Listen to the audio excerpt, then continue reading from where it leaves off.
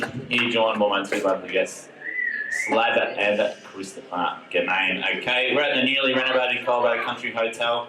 Most of you at home hopefully be there and have seen the joys of this place. Okay, we have a stellar show ahead. Okay, with plenty of guests and segments. Yes, Brainy, we will get you up here. Okay. Give it a good insight about what we're all about here at Colbo. And that's good times and cold beer. Okay. Before all that, I'd like to begin by acknowledging the traditional custodians of the land in which we gather tonight. Pay my respects to elders past and present. I extend that respect to Aboriginal and Torres Strait Islander people here today. Welcome to my co-hosts again, Isra and Slab. Boys, give the people an idea of what we're up for tonight. Thanks, Dave. An extraordinarily terrific welcome there as well, mate. You've just slotted into this role smoothly, and I'm sure the crowd are really going to enjoy your antics tonight. Oh, fair way. Slab, geez, mate, we've got our night's chock full. We've got some extraordinarily high-profile guests and lots of quality bands. Very, very high. Look, we're going to be asking the hard-hitting questions, and we're going to be challenging the members of the public to really to lift the show because we're obviously we've set the standard pretty high immediately in the first 10 or 20 seconds of the show, but can always go up from here. Hi. Just a little snapshot of what we're up for tonight. We've got some very high-profile athletes coming in via Zoom. Everyone should be well aware of what's going on with that at the moment. Okay. We have some special local guests too. Okay. So if you're in the crowd and you're a local, just be on alert, okay? It might be you. Alright? We've also got what the people came here to see Jed Brain running the Colbo Cash Splash tonight. It's going to be an absolute sensation. Plenty of money to be won, and also the great man JB Julian Bull up for his bets of the weekend, okay? Before all that, we need to welcome our lovely hostess with the mostest, Marianne Morgan. Can we go a big round of applause for Maz, please?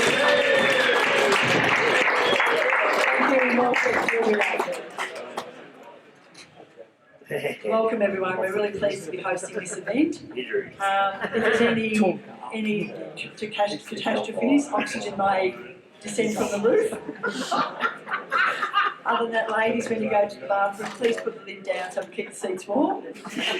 And gents, have a great time. So thank you everyone for being here tonight.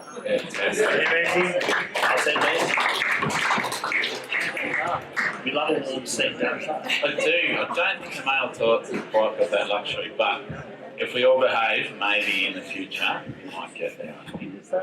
Maz, we just want to pick your brain a little bit. Sorry. Yeah, you're right. I thought it was I just want to talk to you about how this thing came about for you, coming up and presenting this to the Colbo community. What, the actual front bar itself. Oh, the front bar. Well, I don't follow football, as a lot of people probably don't know, but I do like that TV show for some reason. I just love the banter and the fun, and yeah, it's good fun. I thought it'd be very fitting for Colbo to do as a bit of an extra activity. Yeah. Fantastic. There's, in the lead up to the front bar, you'd organised several Zoom meetings with Dave, myself, trackers, and it was an extraordinarily formal event. Did you realise that Dave had his camera off and was asleep for the majority of those meetings? No, I did know he was asleep one night. I know he missed it in text afterwards, but no, it was a high organisation in the background there, that's for sure. Yeah, my back and Slab's back, very sore from carrying him through the lead up. So. Well, we knew Slab was busy with other business, so we didn't want to interrupt his busy schedule. And when I tried to Zoom you, there's another Christopher Ganane of the Victorian Education Department. He kept declining. Sensational fella. I know, not bad. Yeah, he was our first option. Yeah. But we're glad We've had a bit of fun. Wednesday night at 8 o'clock won't be the same. No, it won't. And still sorry I slept through that one. Yeah. I'm a bit sorry I wasn't invited. We weren't sure if you had a laptop or not. Might have fallen down with the roof, not sure. It's a bit hard to do slab.ryan.com, are you there, .home.au. Too much agronomy occurring. Yeah. Too busy. I've got a mouse plague in my house. Anyone who's got a cat? You should have done slab.ryan.mice. Are you home? They might have been available. Mez, thank you so much for your time. We're going to get you back later. Can we welcome to the stage Tim Hill, President of the Colbo? Thank you. Not tonight, so. Not tonight. We'll get 4 months in tonight. But Give us a little bit of track. Gizza, It's great to see you. thanks for having me here. It's actually come together after a few of those early technical issues. It's come together nicely, and it's going to be a nice little night here, I think. It's obviously it's a chock-full social calendar for the Colbo Footy Netball Club this year. What gave you the inspiration to construct a night such as this?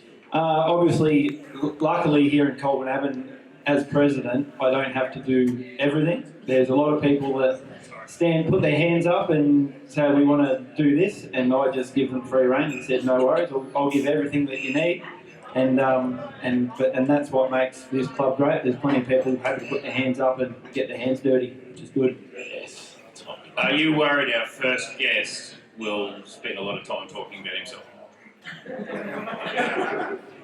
Now I'm not sure who your first guest is, but actually now it comes to mind. He does work for you. So those that I didn't know you want to get. draw the parallels. Yeah. He'll be good. It's very obviously we're talking about Philip Toot Morgan, and he'll be coming up to talk about the '91 Premiership reunion, which happened today, and that's got a nice little story behind it. So and probably in my time, the '91, I was 6 years old, and that's sort of my first memories of. So playing reserves then? I think they pulled me up on the bench, yeah. So that's my first memories of Colbo having been successful, and that instilled in me. That's why I'm here today, I suppose. Yeah. Fantastic, mate. You're doing a terrific job, by the way, from all of us at Colbo. Seeing as it is your first year in the job, how have you found the balance between a father, the president, looking after Tom on a Saturday night? And a brief cameo in the twos the other week. Yeah. Snag one. Yeah, which is a rarity. Yep, and that was the last. I've definitely retired since then, but finding time to fit this in has always been a natural thing for me, which was instilled in me from mum and dad, I suppose. So I'm lucky my wife Shannon. I met her at Beulah Football Club many years ago, and so football clubs are strong in our relationship too. So it's just a bit of a natural thing for us to just make it all work. And I'm lucky in my business with my brother and mum and dad, and they're on the same path as well. So it's all good. Now, speaking of your dad, Tim, he was the president here in a successful era, but he's most famous for taking his shirt off and wrestling people. Will this be a feature? Is that genetic?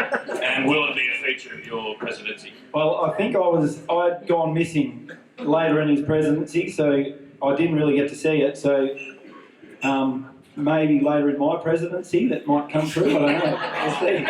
Just I can confirm I've had a shirtless wrestle with most of the boys. I think it might be genetic. You get the rum out and look out. Track, before you leave us, in a word, who's your favourite brother? We all know it's not Butch. No, Butch is crazy. This is more than one word. When we talk about, These are more than one word. sorry, I wasn't listening. No, I want to hear your story. It's good. Continue. No, I can't say that. Obviously, I haven't got one. Well said, mate. Well said. Okay, we thank you so much for your time, mate, and all your help setting this up during the week. You're a fantastic addition to our town, and we really love what you're doing, mate. Thank you. Good luck. Beautiful. Thanks, Tractor.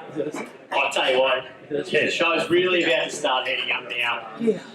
We now welcome to the front bar a local legend, a name synonymous with Colbo, and a bloke that's achieved feats on the footy field that the rest of us could only dream of. A multiple premiership player and premiership coach, 7 or 8 time best and fairest winner, Vic country rep, nearly made it to year 11 at Assumption College, and one of the only first 11 cricket premiership players at the Coleman Abbott Ducks. And Ladies, cemetery curator. Cemetery curator, which is obviously a crucial role. Ladies and gentlemen, put your hands together for Philip Charles Morgan. I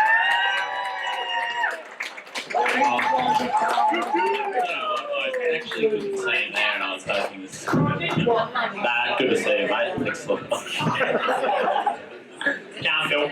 Now, mate, it is just an absolute. Before you start talking, if anyone hear me, I don't want to be fucking talking without anyone can't hear me.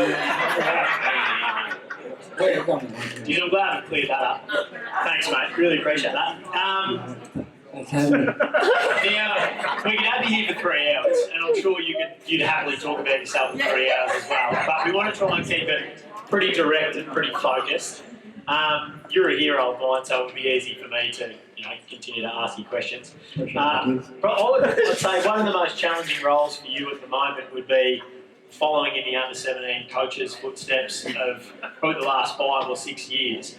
How are you managing, that role and sort of transitioning and living in my shadow? It's an excellent question, it is, because I had to deal with the 91 premiership side that we. Or did you play in that? Yeah, well, I was actually kept me coaching. I don't want to go on about myself. I think I might have got the feel that day as well. But going on about the thirds, I've inherited a disaster. We need to slip the boys at the ice. Here's my show here. Risk management. Katie O'Brien and the great Chris Kinane have left me a lot of work to be done. I'll point out the loose ends. But I'll tell you what, the win-loss record is pretty handsome at the moment. So credit to you, mate. You're doing really well. Sensational job. But we are here to talk about, in particular, the 30-year reunion of the 1991 Premiership, and that one was a pretty significant one for you, mate. So the floor is yours. Tell us and the crowd all about it. Well, we've already started on the fact that I've got the North Smith medal and trying to cut it short, it was Mum's here, which is great. Where's Mum? Now, I should look at the front bar. I thought you might have sit up on the table or something. I knew she wouldn't be far away. It was for the footy club, definitely for our family, it was a really good occasion. It wasn't that great because Dad was dying of cancer, but it was amazing the fact that the game was played at Colbo. It was a tight game, and Dad was there to watch it, and then we ended up winning it. I was, fortunate to be the coach. I had great support from Brian Ellis and the people in the club, and I was only 23. I think I was coaching 23, 24, and to win that flag and the players, they all had their own story. But to win that flag that day, it was my sporting highlight, no doubt at all. Now, you said you were 23, 24. The majority of the playing group were around the same age, and you had a few doubters at the start of the year. They sort of thought you coming back to Colbo with such a young list, you had no chance. It would have been pretty special, I reckon, to prove quite a few people wrong. It was sometimes when you win premierships, you don't plan them. I came back from Sheffield the year before, so 90, and then we had a good, so we made the finals, we finished the Premier final, so we built on that. So 91 generated that, and then sort of the momentum grew, if you know what I mean. Like sometimes you chase flags, you chase them too hard. Sometimes they just happen for a reason. And we were very fortunate back then. We had some great characters, like a bloke like Bruce Bird, comes to Colbo, plays. Steve Wilson, the blokes he played with at Sheffield United and that. And we had a really good base of local blokes. So it sort of just manufactured itself in some ways. And you go out in 91 thinking we're going to win a flag, these players came in and it evolved. And I suppose the fact that how it worked out, playing Colbo and Dad being crooked and all that was just sort of fate, I suppose. It's meant to be. How much did Mick's illness play on your mind leading up to the grand final? And did it hit you afterwards? Good question, Slade. Look, through the build-up to we all knew that we wanted to get Dad home out of hospital to watch it. For me, not that much, but it got me 3/4 time. It definitely got me 3/4 time. I thought we'd, the actual game that day, we kicked 8 goals in the first quarter, the Heathcotes won. And we came out, and the second quarter, at half time, we were 3 or 4 points down. In the third quarter, kicking and scoring in, we were only 4 or 5 points up at 3/4 time. So I thought we had stuffed it, you know. I thought we'd buggered it up. And but the boys rallied in the last quarter. We went home and kicking a non-scoring end, lifted and got the job done. So it didn't hit me at all. I wasn't focused on that. I knew Dad was coming home, but I wasn't focused on that. But it hit me at 3/4 time, and I thought, we stuffed up, but we got the job done. So yeah. For anyone who's watched the '91 grand final, and I can recommend it as a historical. There's a lot of violence back then. Do you remember that as being like a tough grand final, or like a violent grand final, or and did footy change shortly after that? Or yeah. Yeah, there was definitely a few rule changes after that. There was no send-off rule in 1991, but there was in 1992. So we had a send-off rule. I'd say at half time we would have had 5 or 6, maybe 7 or 8 blokes off. But we didn't have that rule, so you just go by the rules as they go and follow the rules at the time. That's all you can do in that situation there. So what turned it? Was it, so you mentioned that it all sort of started to hit you at 3/4 time, and you obviously gave the address to the players at 3/4 time. What was the thing that that you said, or something that you changed at 3/4 time that sparked the boys and helped them to get over the line? I'll be honest with you, and I really haven't told many people this story, but I don't mind a yarn until I can talk till the kids come home. But I remember coming in and I was saying before, it got me emotionally. And I remember the only thing I could say when I come in at 3/4 time, and it hit me at 100 miles per hour, the tears come out of my eyes. All I said was, I've got an old man going over there and we can't lose this, and I walked away. So that was all I said at 3/4 time. That's sensational. That doesn't make you up For those at home, especially watching our oval down at Colbo, the MJ Morgan Oval, especially named after the great man who some of us here didn't get to meet, but the stories we heard were phenomenal about the type of person he was. Do you want any funny stories? Yeah, I do actually. That was my segue, mate. So recently you've been famous for giving the Thirds boys a bit of a spray, and having a look at the quality you've got to deal with, I'm not surprised. I think you became famous for your sprays after your, let's call them your dirty era, which was David Williams at Rochester. But did you give any sprays out in 91 that you can remember? No, as a young coach, I suppose back them days, you went out, if you were young, I had this thing about if someone's bringing their kid out, you listen to a coach, but I never swore, and you want to make sure that they brought their kids out, or and without listening, they might have something to listen to. But after playing under dirty for 5 years, and I came to coach Colbo for the second time, things sort of changed a little bit, like sort of the sort of, and probably the players changed as well. So everyone, they sort of, the feedback you get from players, one thing, so you give the feedback back, whether it's loud and clear or whatever. But yeah, with coaching, the cycle changes as you're old. I coached Colbo in the early 90s, the late 90s, in 2000, then 2015, 16. So when you're coaching 2 centuries and in 3 decades, a lot changes. And as you can see with these blokes now, the ones coaching now, there was no burnings there. Rattle. Saturday nights, I think they wore long pants, and so the work never stops. If you know. Do you, just on that, do you see the links to their fathers, perhaps, between the way these guys hold themselves and the way they play? Yeah, look, that's a good one, David, because I coach some of these fathers, these kids' fathers, like their sons' fathers, you know, so There was a lot of work to be done back then. And so I got that wrong.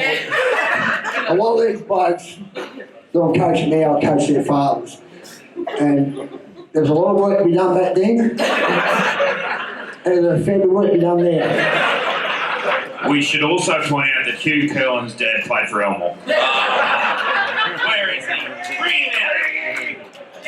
Hey, it's been terrific listening to you speak about the actual day, but I guess the best part about winning premierships is then getting to enjoy the reunions many years down the track. So how was the day today? Who was best on ground and why was it you?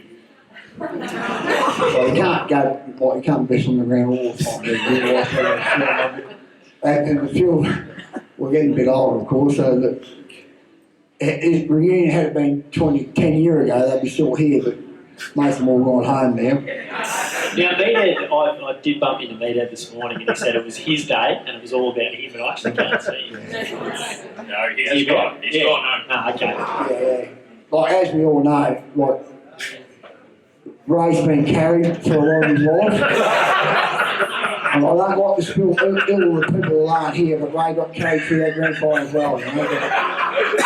That's just what happens. Someone lucks into a grand final, and some others luck out. Ray lucked in. Now, going back to that, like probably Troy Hamilton, who Jack's father, was the hard luck story of the 91, and there's always a hard luck story. But does that make Ray the good luck story? Well, yeah, it does. I'm trying to look at your hairdo and trying to find out where the good luck and the bad luck was there. Pretty similar to Meathead's hairdo in the premiership photo, actually. Yeah. But when it comes to a grand final, you don't win unless someone gets burnt, which is a hard way to put it. If you don't win them, someone's got to get dropped. And it's as tough as it is, that's how it is.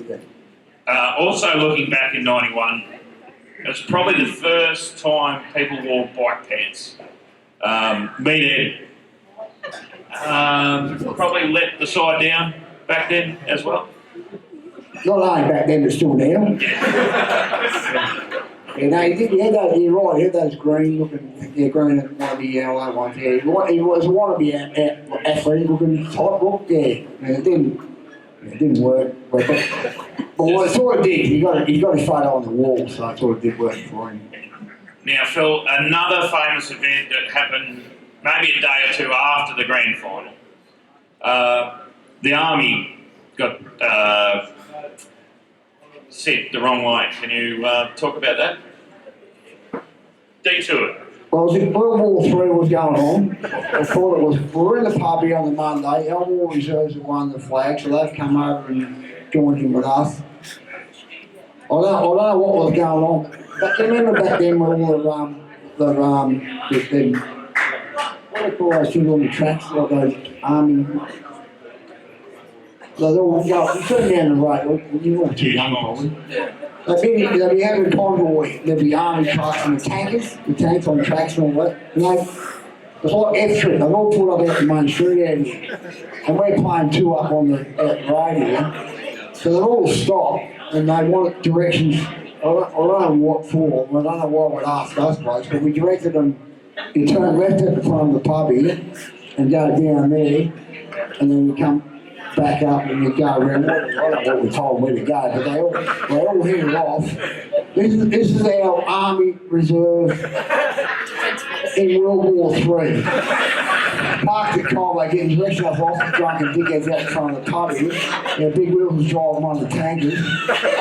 So they head off around there, they're going up back street, going around here. Someone come out going into the town, and they didn't have a clue what the hell they were doing, and they had to come back up in the main street.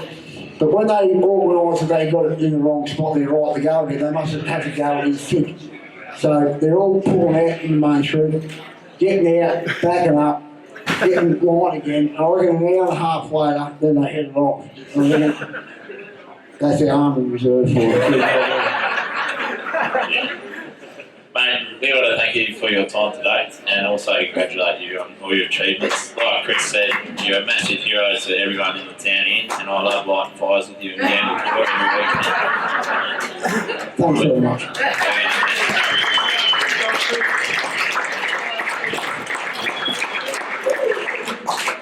So I think our next guest is a close sort of friend of yours. Some of them have been hiding during the week and everybody wants to know who we're getting on the front bar. I say, just don't worry about it, okay? It'll happen, This is a big one. but this is our big fish. Big fish. One of my first memories, oh, it's not my first memory of this man, but one of my favourite memories of this man is actually playing tennis with him. And then he had a few beers and he came into the pub with Fridge and Hadley. And it was like the land of the giants. Do you remember that, Fridge? Yeah, you will. How'd you go that day on the tennis court? We won 6-love. When you say we won 6-love, did you before? Oh, I must have won myself. Not a serve volley tight, I wouldn't have thought, but that's okay. Control the backcourt. No, I'm volley. Oh, yeah? Yeah. Yeah, right. Backcourt stuff for me. Yeah. That's Hugh Barlow's job. Can confirm. Further to that, I Big think man. our tennis and cricket clubs especially are looking for volunteers and probably willing participants. We want to thank you for your time tonight, mate. First and foremost, as this is the Colbo show, we just want to pick your brain about your connection to Colbo and what it looks like for you sort of coming up and back during the year. Well, my connection to Colbo, contrary to popular belief, don't read everything that you hear on the internet. It does say on my Wikipedia page that I'm from Colbo Avenue, which is not correct. I'm a proud Deterang man. Obviously, McAvoy. We're going to claim that, mate, if that's all right. Oh, yeah, you can claim it, of course you can. But we just know you're full of shit. I've heard that a lot in my 30 years of life, so don't worry about it. So the McAvoys have been in Colbo Avenue since 1862. It's a great place. Fantastic. Do you want to talk about also your connection to the Stewarts? For those of us. Yes, my dear wife, who's in the next room here, listening in to this riveting show. A proud Colbo local. I'm not sure how my farming is travelling if I'm getting high praise from birds, maybe coming from a low bar, but we do love it as much as each other, so that's important. Are you in charge of Bert's hay this year? Absolutely not. Then I want to talk about your wonderful brother Matt, who has been a terrific defender for us for a number of years now, and is renowned for giving the double fist, even though there is not another player within 60 metres of him when a clear and contested mark will be taken. You've made the move into defence this year. Are you going to adopt that? Just if it's within my range, I'm just going to double fist everything. Have you taken that from Matt, or are you just going to take grabs? Well, no, I've probably hung on to my career for as long as I have because I've been able to take a grab. Poor old Matt. I think the expression is hands like feet. Hard to argue with that. We do love that. Hard to argue with that. Has anyone heard from him? Yeah, we Still away. any video updates are rolling on the sand.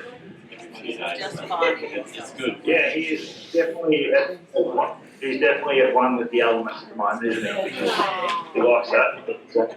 I'm sure he. No, he's a stout defender. He's all effort. I like watching him. I'm sure if he could, he would play footy without shoes on as well. How does it sit at the dinner? How does it sit at the dinner table that you get to take that moniker of being the big boy, even though you're not the eldest? Look, I think that I don't know. You have to ask him, I suppose, but he probably had to come to terms with some of that a long time ago. I think I played him once in a school tennis grand final in front of everyone, and younger brother got the chocolate, so I know that was hard for him. But then I know what that was like because younger brother Pete came up and gave me a bit of a stoushing as well. So we all get out to him. Ben, when Bruce McBaney comes around for dinner, is it hard to get him to leave? Well, yeah, because it is special. Now, Ben, No, I was actually disappointed. I was disappointed I didn't get to do that. You know, the McDonald's Mac ad that's going around at the minute. And because they asked me to come along and do that, and my beloved Hawks had just signed KFC as a protected sponsor. So it's like Sensible decision by the club as well, mind you. yes. Yeah, really good for recovery. Nutrition is such a key part of what we do. So You'd be a real upsized zinger stacker box type man, I reckon. I just order the menu. Now, Ben, my earliest football memory of yours was on a footy trip we went and watched Dedarang Mount Beauty. I think you were probably 17 years old. Is that right? In the grand final against the Mountain Mitta Mongrels. Yeah, that's right. Yep. Did Mitta won that week? Year two. Yeah, middle one. Yeah, I remember that. I was 16 and we got done that day. It hailed terrifically actually in the third quarter, but we've got an old video of that game at home, but it was a bit hard to watch, not because we lost the grand final, but because we can hear you coming over on the audio slab. I'm not sure it was that footy trip, but there was one a little after that. Footy trips were no longer allowed at the Toowoomba district due to a few of the, let's call them visitors for the day, deciding to nude up at half time. That might have been the following year. Anyway.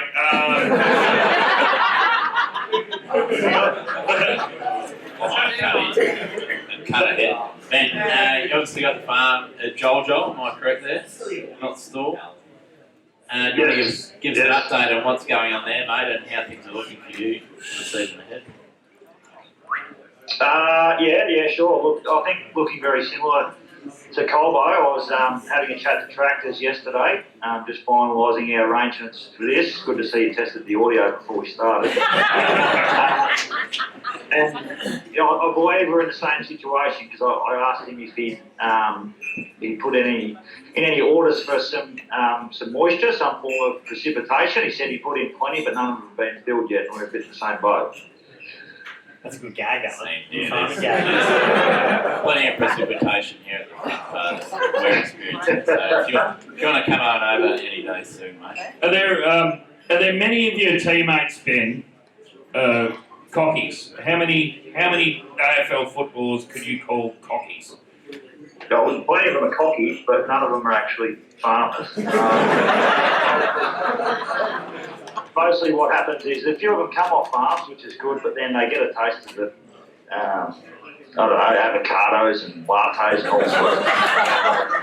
Those bloody avocados. Ben, Seamus Mitchell, young draftee last year. How's Shaggy going at the club?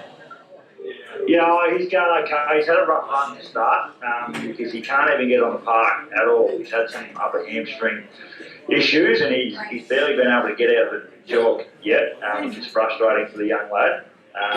But hopefully it'll hold him in good stead. A bit of resilience for him, but very frustrating for the young lad. So we haven't been able to see what he can do at all yet. Well, I told him everything you know, so hopefully he does get on the park and turns it on. Absolutely. And currently, Ben, you've probably got the reputation of being the best McAvoy sports person ever. A couple of your young cousins, do you keep an eye on them, Cooper and Cooper? How do you see them track? They're going okay. I haven't seen them play for a little while, but I do keep my ear to the ground. Apparently they're going okay. I'm supposed to be going down to training with them next Tuesday, actually. They asked for some advice for their big fellas.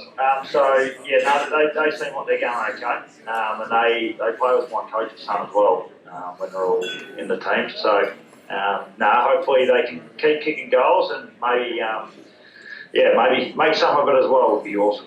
Can confirm they're both taking a sizable amount of piss. They're going all right. They're going all right. They're good kids, which is important. So, love to see them do well. Good family. Not to go into the realms that you probably know and normally go into in the media, mate, but just want to get a picture of how the year's been at Hawthorn so far, and how you've, enveloped the role of captaincy. Sure. Actually, I thought you might ask this. I'll prep for this question. So, obviously, things not going quite to plan. Running with what are we at? A 20% winning rate as captain, which, I suppose probably no one in the room done better than that, but hopefully we can get it going. But importantly, things people really want to know about captaincy is I've kept a record of the coin toss, and I'm up in that. So I can tell you, mate, I haven't won one this year at all. Ben, are you a heads man or a tails man? No, never tell. Never tell. But I'm going at 60% overall and 80% on my call. So maybe if I just start losing some tosses, then maybe we'll win a game. Have you got a spreadsheet for that data that you can flick through to me? No spreadsheet, but it's just a bit of fun, bit of a gag on some of the guys, so I just keep a record of what happens each week. Is Clarko the man to lead you forward?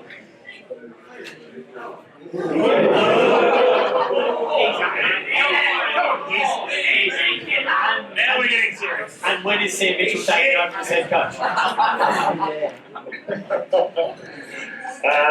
Because Clarko's a man. I don't think he's probably hasn't quite got the cattle to throw around on the magnet board at the moment. Unfortunately, we're lacking a bit of depth to get a few injuries. We're hurting, and we're still just tinkering around what's the best way to play with our list at the moment. So, sorry to go all cliche on you, but I do believe Clarko's the man. He's a stubborn little bugger, so he'll stick at it and see us out of the mark. You've answered that like the captain of the footy club, mate. Sensational. Well played.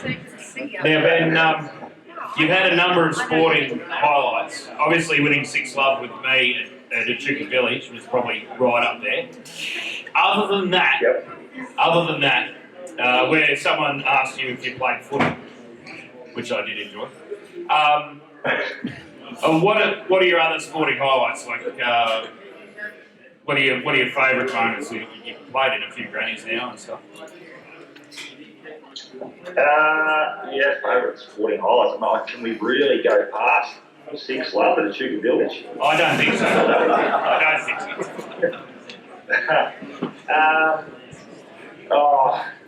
Look, I've been fairly caught up in the football world in the last, this is my 14th season, so we've been very, very privileged over my time. Won a couple of flags, and any time you get to win finals is pretty special. Outside of going back to Federating that beauty under 14, where it all started, won a premiership there.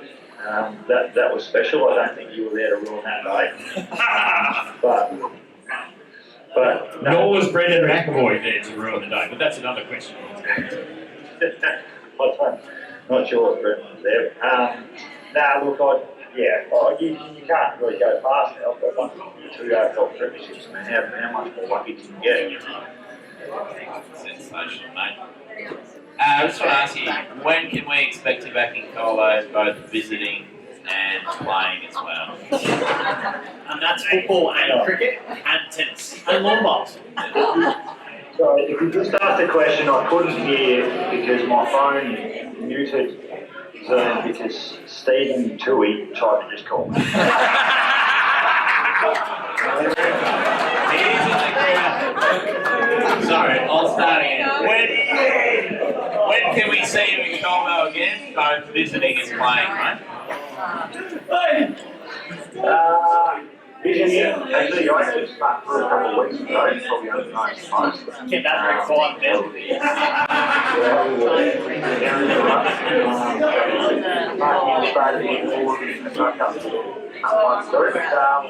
Next visit is likely probably the end of the season.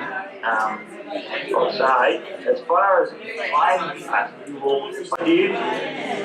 I should say this.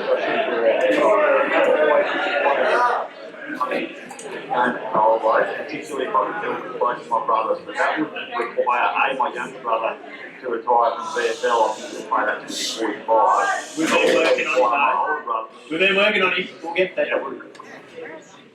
Require my older brother to stop rolling in the sand back to his house. A terrific osteo, though. He's very, very good. I know. We might cut to, we've got a little special segment tonight, seeing as you've graced us with your presence. We like to draw upon family connections here. I think, Sabin, we're going to throw to you with this one about, we want to draw upon, we always ask this question to people, how well do you know Uncle Ray? Yeah, so this is a When you say we always ask this question, how long have you been doing this show for? All of about 50 Episode minutes, 1, so- season 1. Season 1, so stay tuned. Pilot. Uncle Ray. Yeah, well, reasonably, can't make a safe answer. you should know that Uncle Ray cracked the shits and went home. So you don't have to worry about him complaining about your answer. And I can't imagine he'd be watching the live stream either. Thanks so much for jumping on board and joining us tonight. We really appreciate your time and best of luck with the rest of the season, and we hope to see you around Colbo pretty soon, mate. Yay!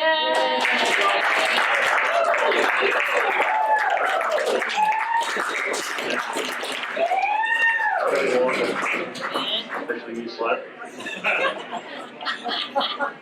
Cheers. See you, mate. Thanks. Fantastic. Ladies and gentlemen, can we welcome Ali Pashley to the front bar?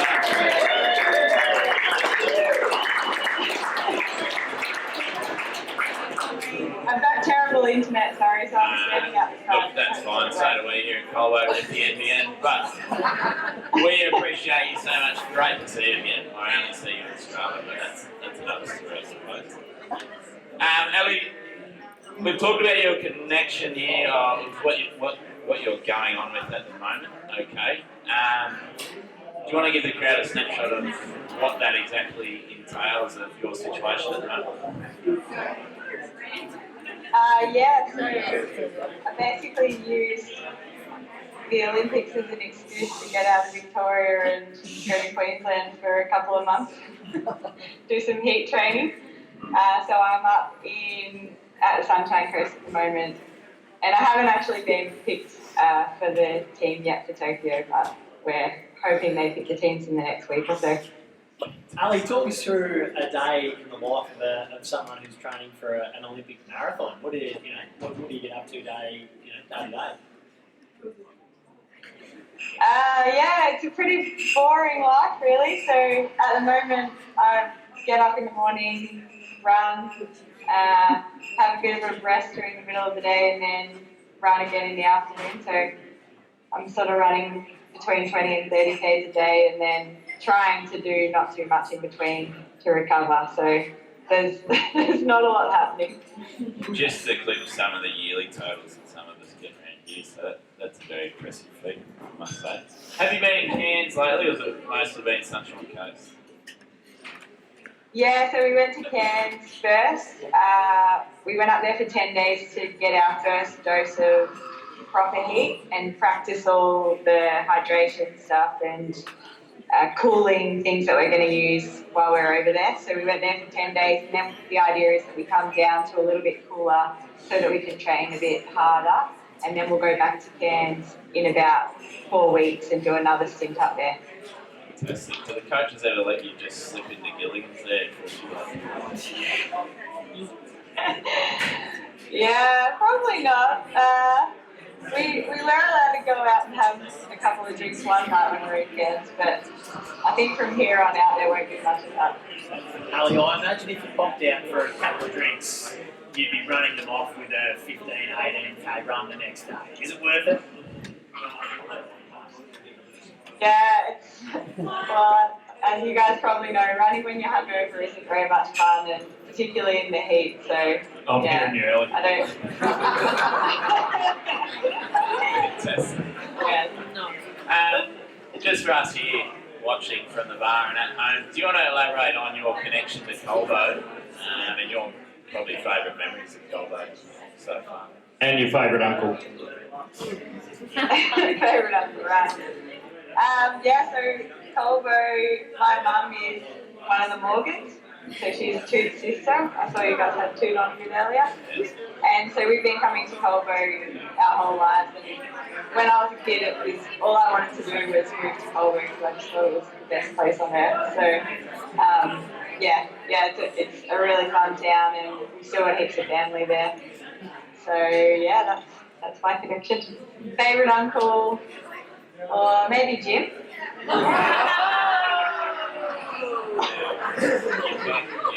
Yeah, you got at least two of them, yes. Ali, you mentioned He's got a Colbo. pool in Malama. Correct. Ali, you mentioned Colbo being a really fun town. I imagine your fun centred around doing backflips off the train bridge. Did you ever pull off a double backflip off the train bridge? Nah, definitely not. I don't even know if I ever did backflip off the train bridge. I don't think I was that skilled. That's not what the crowd wants to hear, Ali. Just while we're on swimming in the channel, is there any favourite memories there? I don't know if Rita's watching tonight about any special memories about swimming. Yeah, one day, I think Rita was maybe 16 or 17 at the time, and we told her that it was acceptable to do a poo in the channel and that everyone did it. And,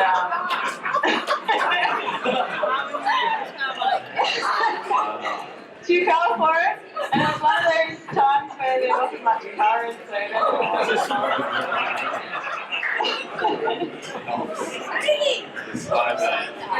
Rita definitely won't be watching this.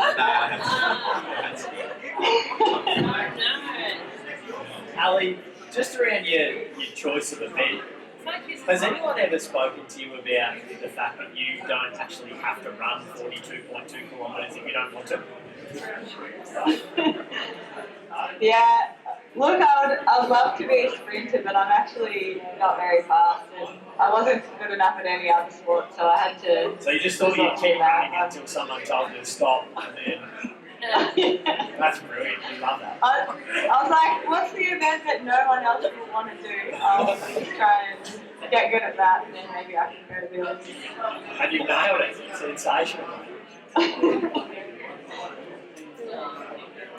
Ellie, the COVID thing is obviously hanging over all the Olympics. Have you had a shot, or what preparations are you doing for in case you get through? Yeah, so I've had the vaccination, or both lots of the Pfizer vaccine. So they organised for us all to get that before we go, and then I think it'll be pretty strict when we're there. We sort of stay in a hub, probably a little similar to what the AFL did last year, and all of our meals and everything will be there. And I don't know that we're allowed to leave, maybe after our events, but I think it's pretty strict leading up to them. I think we fly in only 3 or 4 days before the race, and we fly out the day after, and we get COVID tested every day. And I think, yeah, I mean, the biggest risk, I guess, is if you catch it in the days leading into the event, and then you can't compete. So that's probably the main thing we'll be trying to avoid. But I think they'll have it all pretty well organised. Japan's probably the best country in the world as far as hygiene and organisation goes. So yeah, hopefully it'll be alright. Ali, what type of anti-chafing measures are you taking? Yeah, I haven't actually tried that yet. I haven't had a lot of experience with chafing, to be honest. But That's good. That's I think positive. Bodyline is the go-to.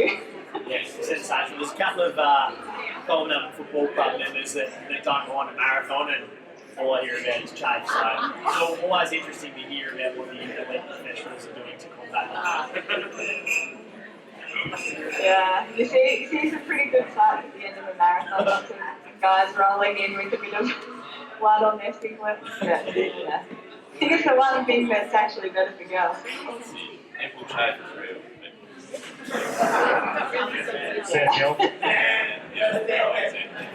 Ali, before we let you go, firstly, I want to wish you all the best. We want to thank you for coming on tonight. What are Jose and Luna up to, and are they both going to follow you to Tokyo?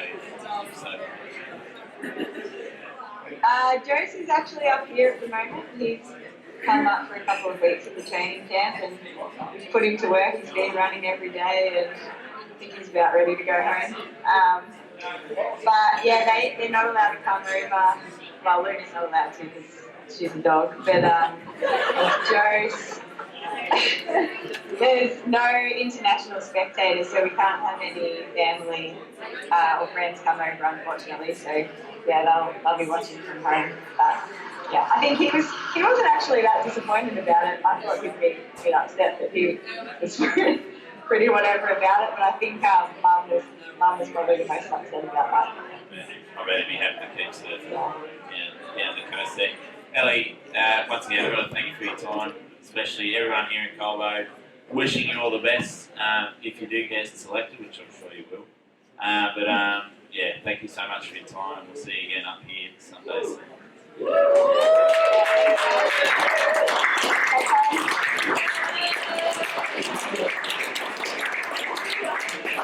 Alrighty, so we are going to cut to a very short break before our next segment, which will involve Jen Brain. I know he's doing it. Yes! To get in here.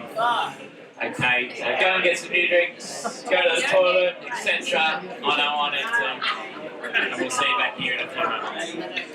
Oh, we love it. And congratulations to all of our winners tonight. Absolutely terrific. Pretty upset that I wasn't involved. Yeah. Moving on to the next element of the show, we're going to have to get the senior coach of the footy club, Julian Bull, up to the front to start. Bully's Bets. Give it up, Julian Bull. Julian. Bully's Bets. Jalian Bull, as he's sometimes known. Jalian Bull. Someone else. We need Jalian Bull. Sometimes known as Liv's husband. Meathead's son-in-law. He's gone home.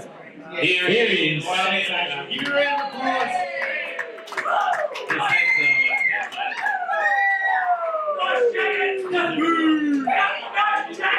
Yeah, Bully, before we get stuck into Bully's Bets, mate, which is, I'm sure, going to be an absolute smash hit of the night, give us a little bit of a rundown about, how you feel that the season's gone as senior coach, how you think the senior side's going, and how we're tracking moving forward. This week or? Just for the rest of for the season so far, mate, and looking forward in the next fortnight or so. Does this Yes, it does. So, look, 7 days is a long time in football, they say, is it? It certainly is. It's been a tough 7 days for us, but look, good to see us bounce back today. But yeah, I think we're very up and down at the moment, but got a lot left to give. Well said, mate. Very diplomatic. Absolutely. And a nice amount of cliches. I've got a question straight back to you, Giz. Fire away. How many times are you going to knock back a senior opportunity this year? Nah, this will be the last. This week will be the last. I'm right to go. After the bye, just pick me. I'll be fine. Until I do a hang. No, you've used all your chances, mate. But move on. Next Oh, okay, question. anyway, terrific, mate. Thank you very much. Really, now, But more importantly, does Dave Price have the fumbles? Look, I didn't want to bring this up tonight, but Sam Vale has requested that I do. He has said that it's certainly case of fumbles, one of the worst he's ever seen. I think he's got. You know, in really key moments, just can't grab hold of that thing. So, what I would encourage you to do, Dave, is get home, get Stevie and start handballing that footy with her, mate. Start flicking it around as much as you can. Get hold of it. Get hold of it. It's the most wholesome advice I've heard in my 30 years of life. it benefits everyone, doesn't it? It does. Yeah, sensational stuff. Yeah, Bully, we've got you out here because you have a mild punting addiction, so we thought you would be the best man to give us a multi that could give the punters around Colbo an opportunity to bring home some spending money. Is it true that you've used 17 different email addresses to sign up to 17 different betting apps? At the moment? 17, is that the number? I don't have the figures on that right now, but it will definitely be on a spreadsheet at home. So now, if you're on the mailing list, you can have that email when Bully forwards it. Look, Bully, without any further ado, mate, we'd love to just let you get started and talk us through your multi for the day.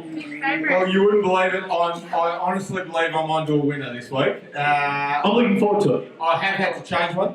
I came in hot and heavy with this today, but he hasn't rocked up, so I've decided I'll change this one, and I'd like to lead off with, we've been very lucky this year with a lot of guys we've brought into the club, but unlucky at times as well. We already had one of this guy. Unfortunately, we've ended up with a twin version. And they walk around the same, they talk the same, they half look the same, they think the same, which is definitely not a positive thing. Frightening stuff. I'm pretty sure they live in a 3-bedroom house. I'm thinking they probably use 2 bedrooms for storage, and I would like to wager that Dan Hill and Jim Lawless sleep in bunk beds.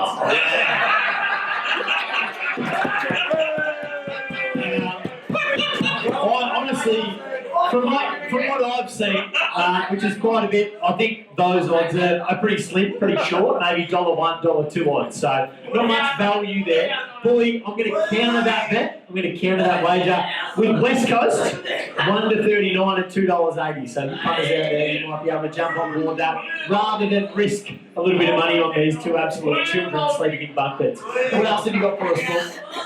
Well, look, secondly, I've heard some really good football advice in my time. We had one time giving Paddy O'Brien, who's probably the cleanest player to ever have played the game in his life, advice how to break a tag. Just bide the time. Wait, and then when you're on the bottom of the pack, break his nose. I would like to wager that Toot has got such a heavy tag off Jed Brain tonight that Jed's going to wake up with a broken nose. Again, very short odds. Mind you, 2 not in sight. If you're punting at home, I'd like to counter that one ball with Port Adelaide at the line, minus 16.5 to $1.90, whereas Brainy getting a broken nose might be coming in at $1.20. So, I'd love to put a thousand on that. It's probably fair, probably safe. Both ways probably safe. And lastly, look, last leg of my multi tonight would be, I think everyone knows Lil Wayne, or Lane as some people know him. He's made his presence felt pretty well while he's been around the club. Everybody probably knows his name. That doesn't mean that he's going to know your name on a Sunday morning. But I would like to wager that Little Wayne probably still doesn't know that lovely lady's name. On a Sunday morning.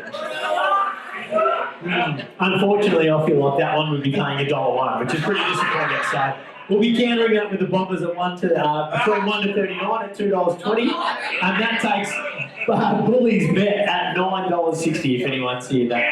multis up to $9.60. So thank you very much, Bully. Very, very nicely done by you, mate. Terrific stuff. And if you were involved in Bully's multi, apologies. You guys. It's all fun though, the ones you said, so get on it all week.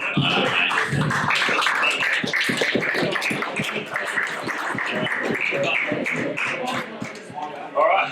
That's the funniest thing I've heard. And I'm done. Our next guest. Hello. Our next guest is reasonably well known around the traps, more for her hair than anything else. Her hair is famous. Her hair. I've been at tennis courts where there's 100 different teams playing at once, like 1,600 tennis players all at Swan Hill on the tennis courts, and you look around. Where's Anne McAvoy? Oh, there she is over there. I'm looking at dual premiership player, AFL, captain of Hawthorn. Wrong notes. Last known, I think she's up to 6,451 games of netball. Looks like she's pretty keen to play number 6,422, but any sponsors of ice or remedial products, you need to talk to her before she plays. I think she's won 16 A-grade premierships, no B-grade premierships. She also married someone called Ray Ramond.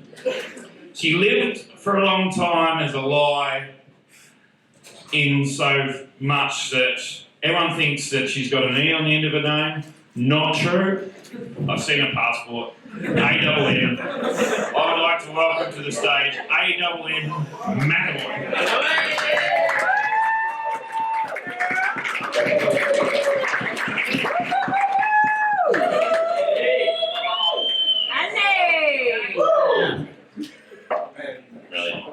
Also the CEO of some hospital somewhere. Yeah. Welcome, A-double-M.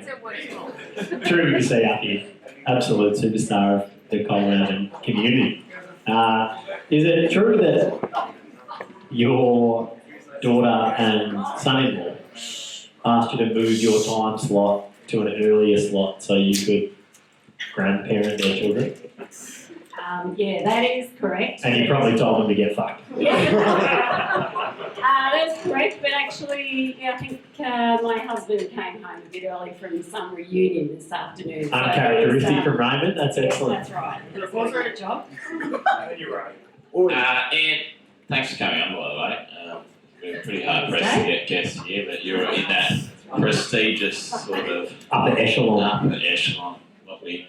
Do you want to tell the crowd, especially those at home that are watching, about the many hats of Anne McAvoy, not literally, but figuratively, you want to say about your sort of life and times and what goes on in your life? Can you give us the stats as well? Premierships, best and fairest, all the good stuff. I'm talking outside of CFNC. Oh, outside of? Yeah. Outside. Well, yeah, I do by day manage a hospital, or to the best of my ability, so at Kyabra. And so that obviously is a completely different sort of leadership role, and really if you had your choice, you'd much rather lead a team, because when you play sport, you can actually put people on the bench and not tell them why, tell them they're not performing, drag and drop them, but when it comes to work, you can't do that sort of thing. But yeah, I do enjoy my work. I mean, I love coming home to a farm because it is completely, different, and I absolutely love this community, because even though, sometimes at work it might get hard, but coming home here and, meeting people in the pub or down the street, because I grew up next to the pub, so obviously, and that's back in Paul Chapman's day, so spent a little bit of time in this pub, probably even when I shouldn't have been in the pub, and actually Sadie's here and will remember back in the day where we probably shouldn't have been in the pub when we won a grand final here, and it might have been in Paul Chapman's days, and we were actually spraying I don't know how old we were. I don't think we were quite 18, but we were spraying champagne around, shaking it up and spraying it around, and all these people, I remember Dot Weeks, Nellie McTaggart, were all scurrying under the table because we were just shooting the walls with champagne. So, you know, the days where we could do things that you probably can't get away with, but yeah, this community's been kind to me. But yeah, working out of here is good, but actually coming home is probably the best part of the day. Interesting to talk about shooting in, because once your dad shot at me for mo poking him. Have you ever shot at anyone? No. So a lot of people here will know my dad, no doubt, and yeah, he's no longer with us, but there's probably no doubt there's a little bit of my father in me, which wouldn't surprise some people. And yeah, he did shoot at you, and I think he also shot at Arms and Cardle, and that was before Arms actually got shot. But yeah, no, I don't think he ever shot at me, but I wish I could have got to see, watch him play footy, because he did play footy before he had a quite serious car accident. But it was, you know, I obviously got to watch him play cricket, and to watch him play cricket with quite a severe disability was quite inspiring, which also probably proved to me that you should play sport as long as you can. So, yes, it's whether he should have shot you or not is probably another question, Chris, isn't it? You're clearly in your immediate family. Sorry, Liv. You're the best sportsman in your family. Has that created a lot of tension between you and your husband, who was rather mediocre by comparison to you? I don't think we have any of those sort of competitions at home, Chris, because he obviously enjoys off the field quite a lot. He has a different form of playing sports. There's things called crop inspections, and you know, he's a bit of a pyromaniac. So he has different sport, but you know, he's obviously always encouraged me, and obviously when the kids were little, we used to, you know, drag them off to the footy, and you know, obviously they, in particular, probably our youngest son probably parented us more than we parented him. We probably did some things that we shouldn't have done yeah, and you know, lucky he was a good driver and a very and I will blame some of our bad experiences parenting on, I don't think David and Kathy Hill are here tonight, or Robin and Shane Ryan, but you know, if anyone was going to be in a family violence court, it would have been us, because like what Takes a village to raise a child. Is Dan Hill here? Yeah. Dan Hill and Mitch McAvoy, I mean, I think they're a fairly solid society contributors, but really they shouldn't be normal. Really, it turned out all right, but yeah, Dan, and even probably to a lesser degree, Philly Ryan, she really shouldn't be normal either. Yeah, we probably spent some very, very, very late nights, almost, actually, I do remember, I can't remember what it was, but yeah, one year leading up to the finals, and one Thursday night we saw daylight down at the Colbo Pavilion, and then had to go to work the next day and then play on the weekends. Not really what you would be advocating as parenting. And you wonder at 10 o'clock where your 14-year-old son is, and Ray tells me that he gave him the keys hours ago and he drove home. So, anyway, This is wholesome content. Terrific. I cannot wait to get involved in the same tomfoolery. I just want to touch on, obviously you've got a lot of personal achievements along the way, most notably being putting up with Ray for so long.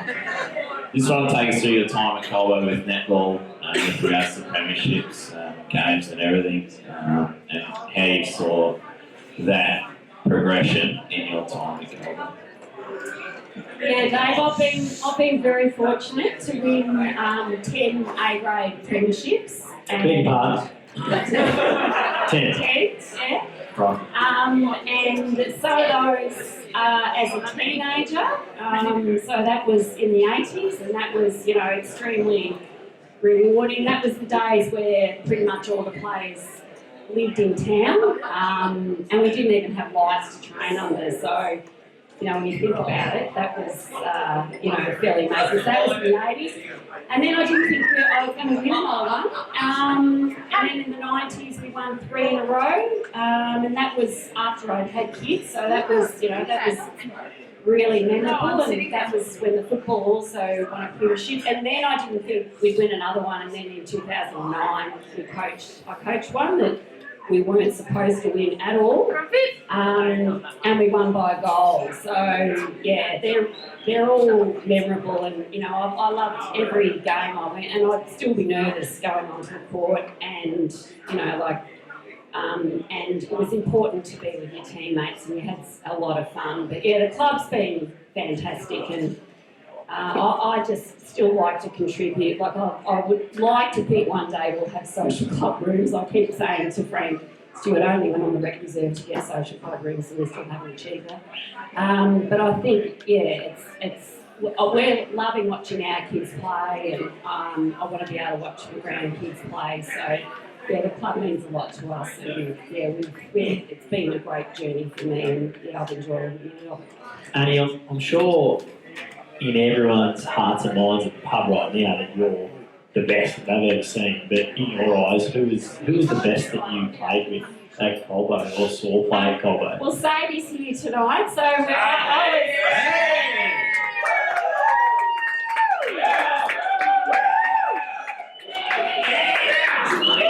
I was very lucky. There was about 4 or 5 of us about the same age growing up. So, that's pretty rare to have people the same age as you in Colbo, growing up and playing.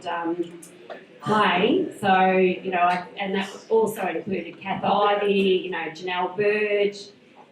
They're all local girls that we all play, together while we were young.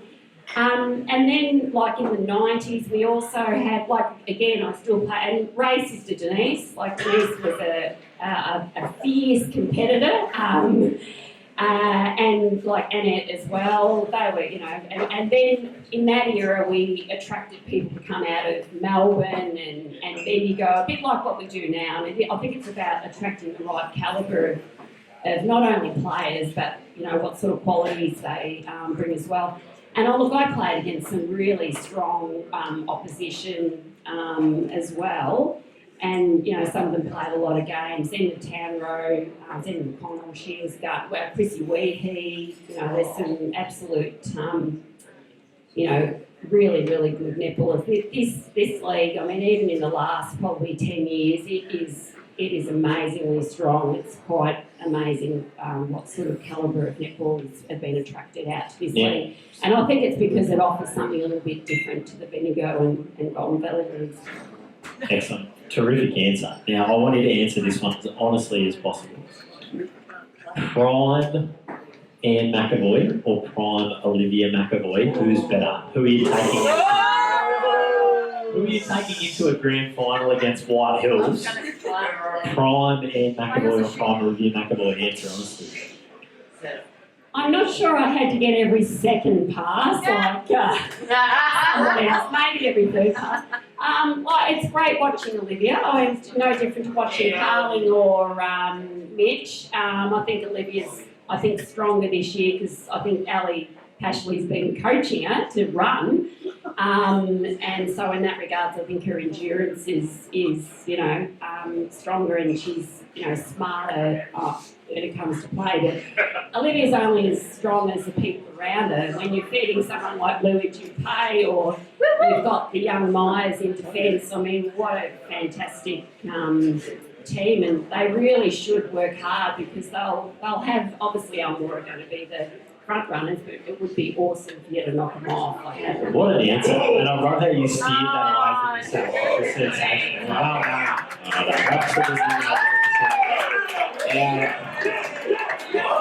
Probably a final question before we let you go. And before that, we really want to thank you for coming on tonight. Again, like to, you're a local hero of everybody around here, even though we'll probably give you a hard time on the gas a few times. But what would you take, playing in a grand final or playing in a tennis country week?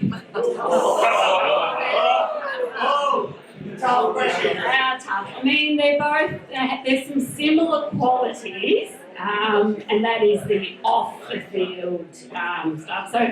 So I'll start with Country Week first, because, obviously there's somebody beside me who's more of a legend of Country Week. If you've ever gone, won a premiership and partied for a couple of days, or gone on a footy trip, you go for, 2 or 3 days, and you're tired. Well, Country Week is 6 days, and you start Sunday, and you play 45-degree heat 2 or 3 times a day, and then you party all night. So I'd much rather play in a netball grand final, because I'm a terrible tennis player. I really, I'm an absolute basher. I wish I could be a good tennis player. I watch really good tennis players, and I wish I was as good. I'm not. Which is why I'd much rather play netball. But I tell you what, Country Week tennis is one of the hardest physical and socially exhausting things you can ever go to. So if you think you can handle a footy trip, you need to go to Country Week tennis.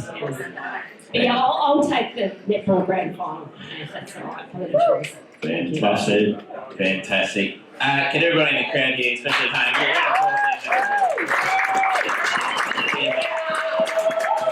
thank you so much for your time. My man, thank you for holding on with us so far. It's been a fantastic night. We have one final guest that Mr. Slab is going to introduce, who's a well-known figure around town. Barlow is here. Let's give it a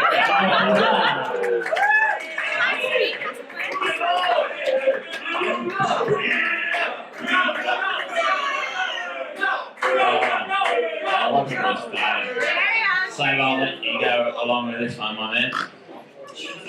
Okay, our last guest came to Colbo in the late 70s. Became somewhat of a footy legend. Coached a premiership, but much more than that. He bought the pub.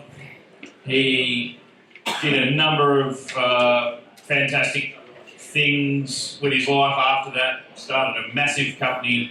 He's gone on to do some wonderful things with his boys too, mind you. But he was my first thirds coach, so he's got a lot to answer for there. I couldn't have asked for a better thirds coach, but yeah, he didn't have the cattle. And that includes Tate. Wonderful man, a great raconteur. I'd like to invite Mr. Paul Chapman to the stage.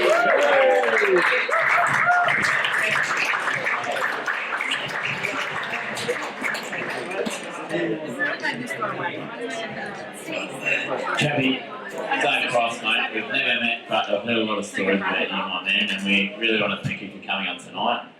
Chappy, do you want to outline to the crowd and those at home watching about your connection to Colbo in the years gone by? And welcome everybody. Fabulous spiritual environment. Microphone's off. No, just closer. Yeah, big closer. So, which has the most wonderful memories in the pub, and plenty of things I can't remember.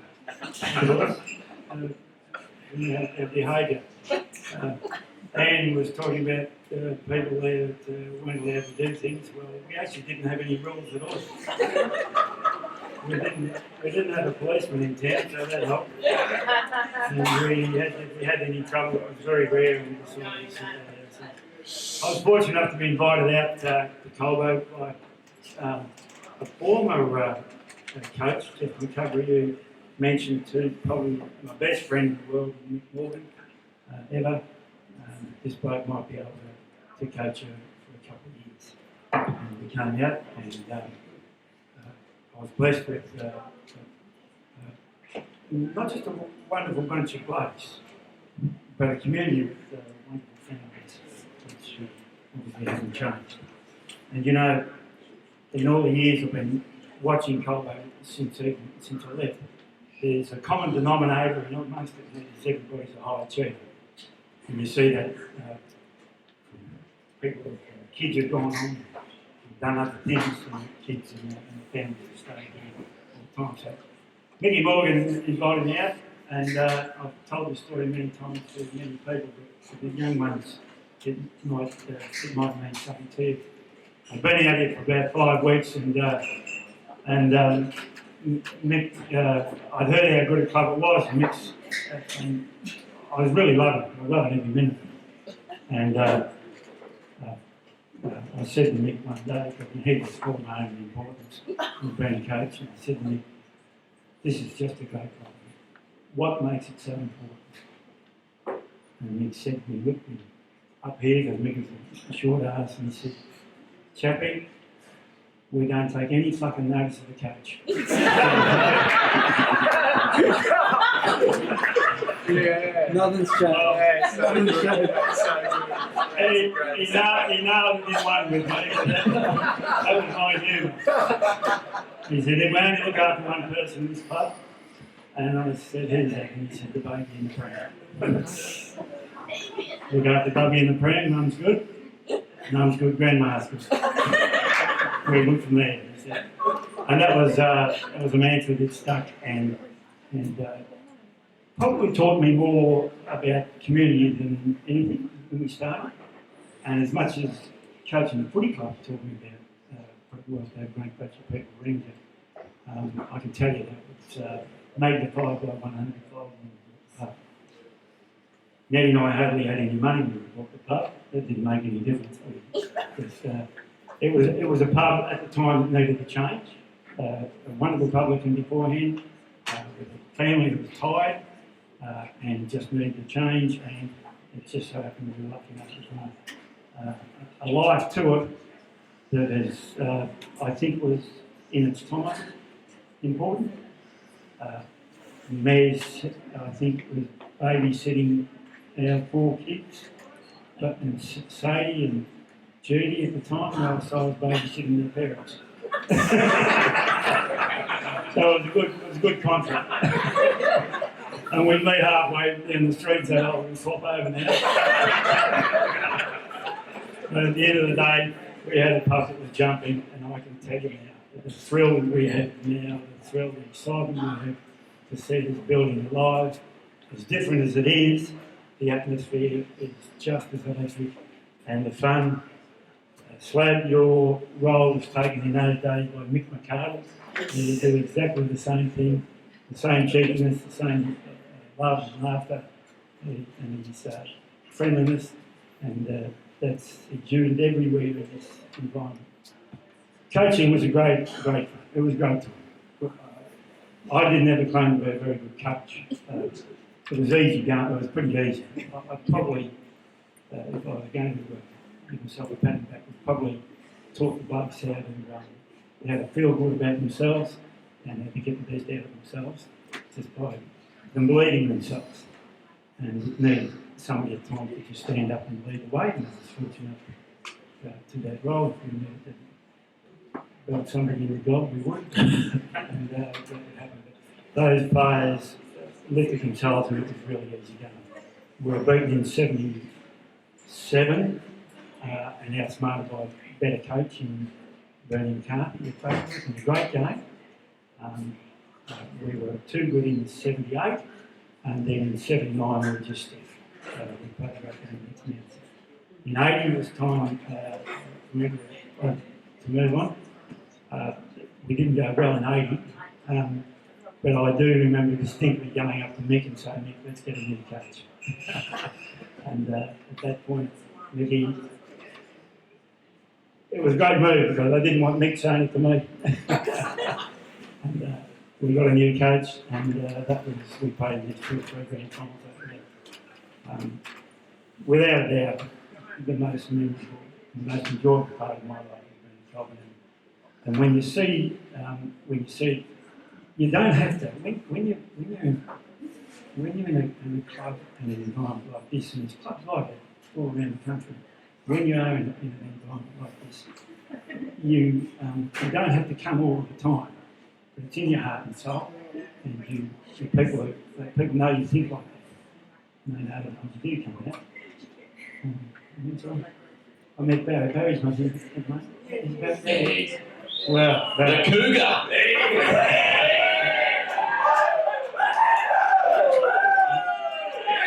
I'm sitting there I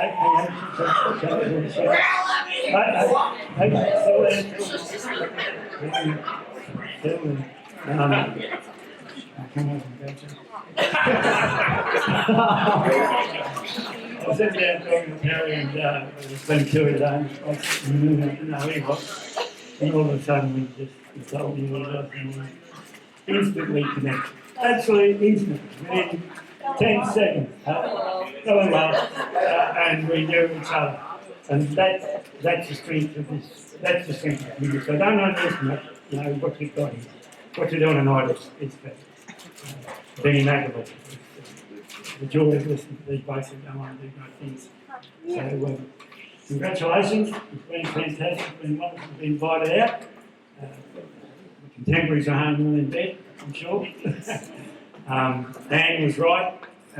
Joey was a wonderful bloke, and all of the mums and dads, and all of these people here were just wonderful, wonderful people. I'm sorry we can't say today to a lot of them. But all the kids here, good on you. You're in a very special place.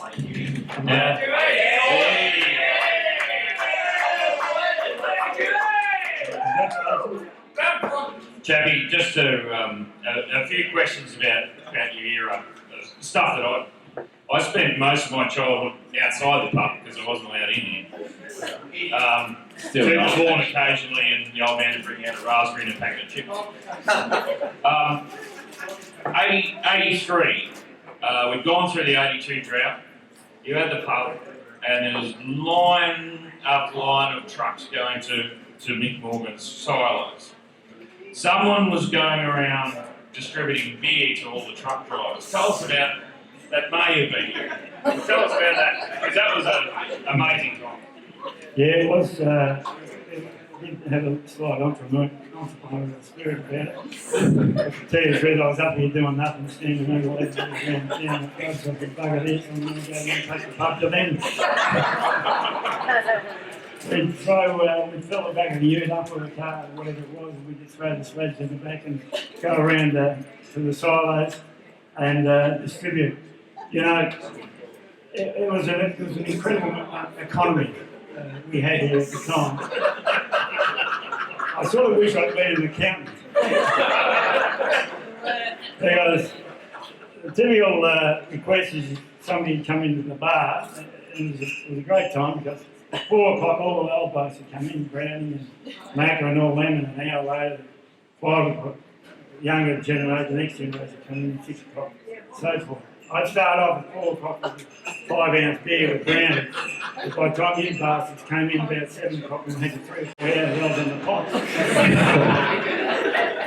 So the economy went like this. I'd walk in the door, Chappie guy, a pot and change to 20. Which meant I had to give him a pot and about $18 back.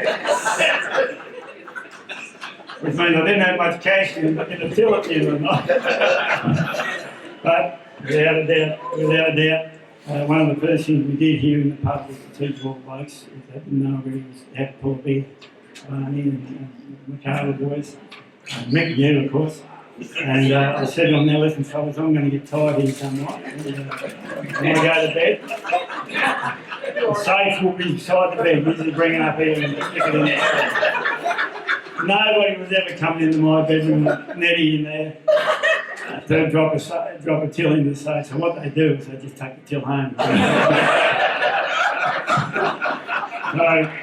our finance administration had a bit to be designed.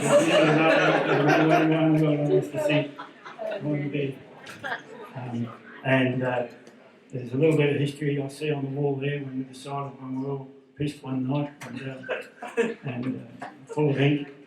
Everybody was smoking, of course, in the pub there, and somebody decided it was Stevie Hayes and the boys decided to bring a mini mine and sit it in the leading pretzel. Could have blown the bloody joint to smithereens. Thank heavens we got away. Jackie, I might add to that for us millennials here that we don't get the seat heaters in the boys' toilets. But every time you go to the urinal, there's photos of the mini miner coming into the bar. I must say it's been a great addition to my experiences at the Colbo Front Bar, for sure. From what I can remember, anyway. And probably a credit to your coaching ability to gather the fellas together and really organise that. You know, get them to just like squeeze that into the front bar there, which was pretty tight at the best of times. We finished training early and come straight to the pub. So we picked the sides up here, we were running into the side. No lights either. Take note, Julian Hall, if we can do that. But it all worked. Now, Chappie, I'd like to, like you had a great career at Colbo and premiership coaching the seniors and stuff, but when I first encountered you, other than knowing Todd and Nathan, of course, you coached the thirds at a time when you decided not to play for any points. So my first year, because we're all little fellas, so there's a few young boys sitting here in front who are playing under 18s, and they're all pretty little, especially Huey Colonel. Who's been playing under 18 since he was 11? Can you tell us about your coaching in the thirds and how that came about? And how you came to that, not playing for points and what it did? Oh, well, essentially that we hardly had a team. The kids were playing were 8-year-old and 9-year-old and 10-year-old in the under 16, under 16. So we decided this wasn't really a fair competition. So we simply just Tommy Morgan and myself went to the league and said, listen fellas, how about we just play a good game of footy here and teach the young kids how to play footy and enjoy the footy, and we won't take any points. We weren't never going to win a bloody game anyway. But out of that team, plenty good players were born. And again, it was a matter of teaching kids that they had to learn their stripes. You know, to be in a good team, they had to earn their stripes, but they had to also be part of the team. And everybody was important in that team. It was pretty straightforward, pretty simple. By God, we had a good time. Yeah. And it just felt good to play. You don't know you're building these clubs when you're catching at the time. You just don't know what you're doing. But you look back, when you look back, you say, oh no, we made a contribution. There was a lot of pie nights too, which might have influenced me a bit. Yeah, I see that.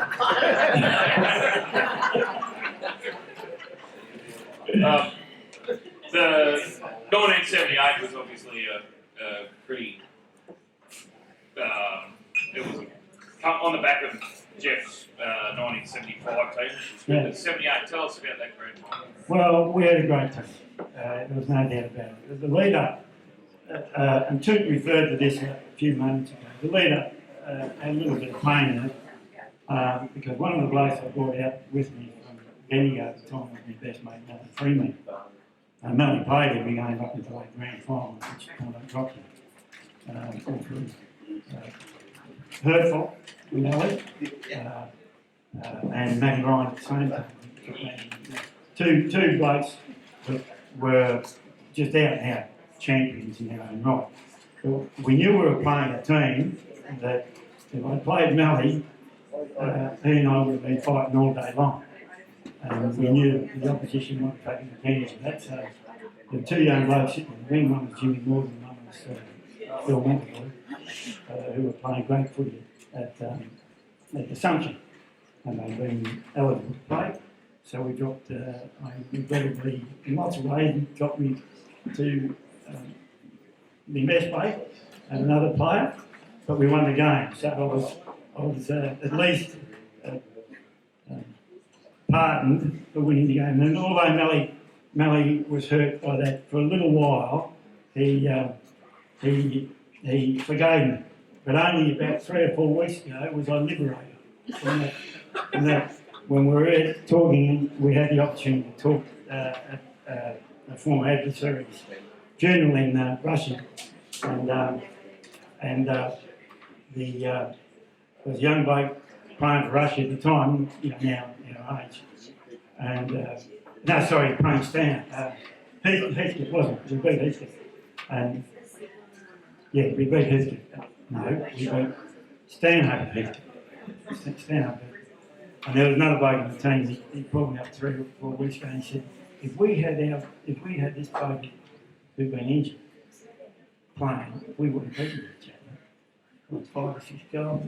And Melly Freeman was standing right on the side, and I couldn't help but say, if we'd had Melly Freeman, we would have won like 20 goals. And Melly laughed and laughed and laughed, and then I said, it's all forgiven. It was a great team, and we earned that. The next year we just followed the show. Fantastic. All in all, fantastic. Absolutely. Chubby, we really appreciate you coming here tonight, mate. And we want to thank you for your insight into what's happened in the past. And more so, we've heard a lot about you, especially us young blokes, and the things that you did for this town. Okay? And we just, again, really want to thank you for coming on tonight.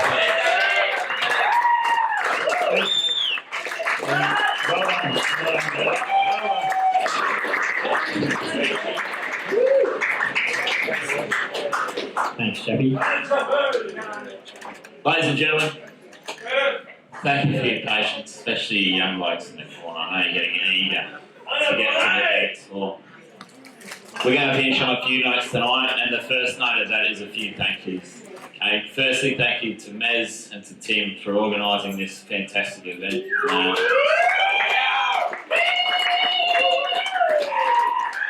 They have done a mountain of work in preparation with regards to guests, with regards to getting things organised, etc. So it's a credit to the people you are, and we really appreciate that.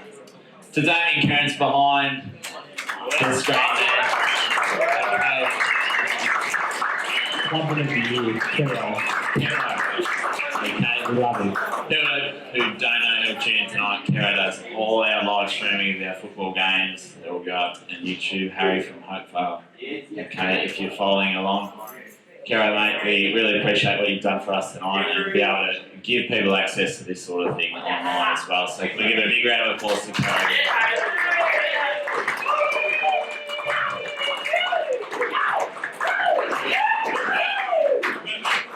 It pains me to say this, but to everybody sitting in the crowd, probably apart from those boys in the corner, okay.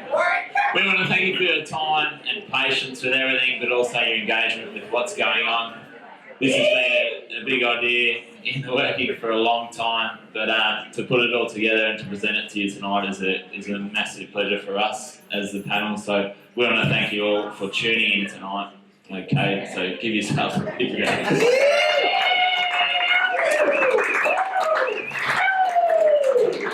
As far as the Football Netball Club goes, all our sponsors and volunteers, you are the backbone of what gets us out there every Saturday. Okay, we want to thank you from the bottom of our heart for what you've done for us and continue to do for us so far. So give yourselves a big round of applause again. Last of all, to the Colbo Country Hotel for hosting us tonight. I know it is the front bar, but we are actually out the back, which doesn't matter. Okay, might have to be the back bar. To Mez and also my beautiful mother Julie, who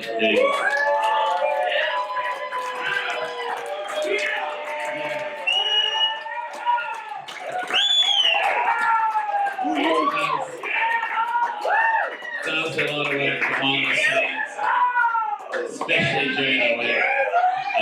She's raised an absolute treasure of a child too, which is a massive credit to her.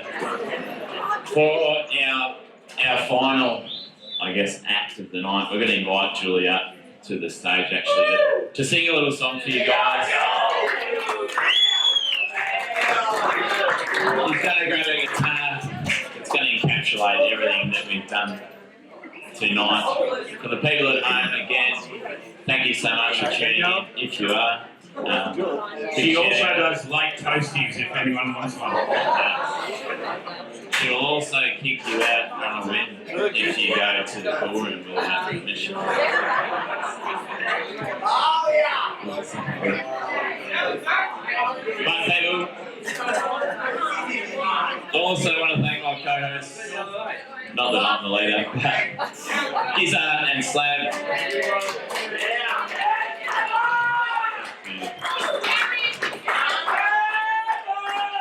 Who, again, done a amount of work getting this up and getting this thing off the ground. Boys and boys, see it?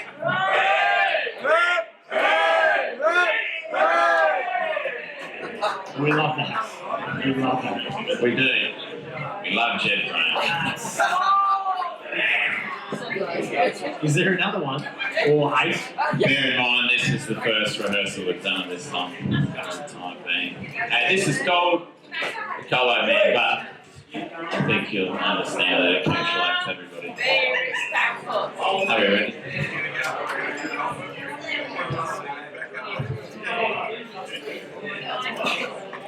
We're at the pub on a Saturday. A terrific crowd has shuffled in, hearing yarns from legends present and past. Can someone please get a slab of gin? We've heard many a memory, most of them from local stars. It's been fun, it's been real, but I can no longer conceal my excitement to get on the jars. Everybody, sing us a song, you're the Colbo Man. Come and have a drink at the bar. We're all in the mood for a laugh or two. Tonight's been red hot so far. Yeah! How many words? Now, most people have friends of mine, especially the locals at the back. There's nothing like a pot at my favourite spot than partying on down the track. Now, this is the greatest, and I've had the time of my life. It's time to hit the piss and give training a miss, then go home and get in strife. Back to the chorus, people. Sing us a song, you're the Colbo Man. Sing us a song tonight. We're all in the mood for a laugh or two. And tonight, it's been red hot so far. Thank you all.